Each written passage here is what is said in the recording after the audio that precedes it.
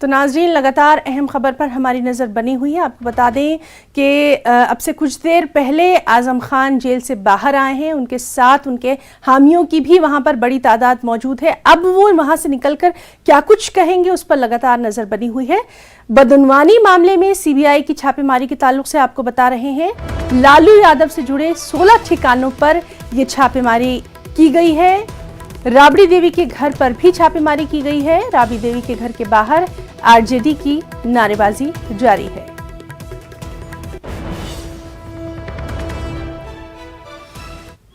द्वारा गलत प्रयोग किया जा रहा है। किन मामलों में छापेमारी? नहीं, हम लोग को पता चला कि अचानक की सुबह से जो है वो सीबीआई के लोग आए हुए हैं।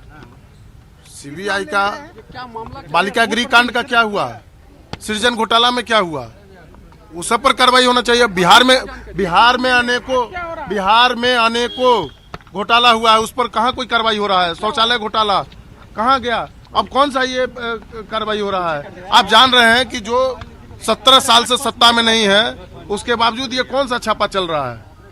दिक्कत कहाँ होने लगी, क्या लगता है कहाँ? देखिए, कहीं न कहीं आदरणीय लालू प्रसाद यादव जी को और तेजस्वी यादव जी के लोकप्रियता से घबराए हुए हैं लोग। ये गलत है, यहाँ पे कोई नहीं है, लालू जी भी नहीं है। लालू जी इलाज करा रहे हैं दिल्ली में और तेजस्वी जी बाहर हैं। उसके बाद इस तरह का छापा ये कहीं से न्यायोचित नहीं है। सीधे रुख करेंगे हमारे साथी शंकर आनंद का। शंकर, काफी अहम खबर है ये, सीबीआई की ये जो छापेमारी है कहां कहां पर हुई है?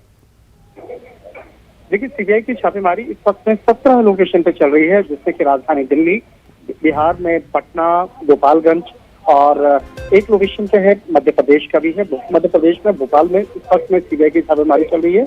और जिस तरह से लालू प्रसाद यादव और उनके परिजनों पे काफी गंभीर आरोप लगे थे, और जैसे कि लालू प्रसाद की अगर बात करें तो जिस वक्त में लालू प्रसाद यादव केंद्रीय मंत्री थे, ये उस वक्त का मामला है। और उस वक्त में जमीन के बदले नौकरी देने का जो मामला सामने आया था, लिहाजा इसी मामले की गंभीरता को देखते हुए जो छापेमारी की जा रही है। हालांकि पिछले कुछ दिन पहले इस मामले में एक पीज रजिस्टर किया गया था, यानी कि प्राथमिक जांच का मामला दर्ज किया गया था, और उसी मामले को फिर बाद में एफआईआर में कन्वर्ट किया गया। एफआईआर में तब्दील करने के बाद इस मामले पे आगे की छापेमारी की जा रही है। तो एक कह सकते हैं कि मामला काफी संगीन है और इसी मामले की गंभीरता को देखते हुए छापेमारी की जा रही है।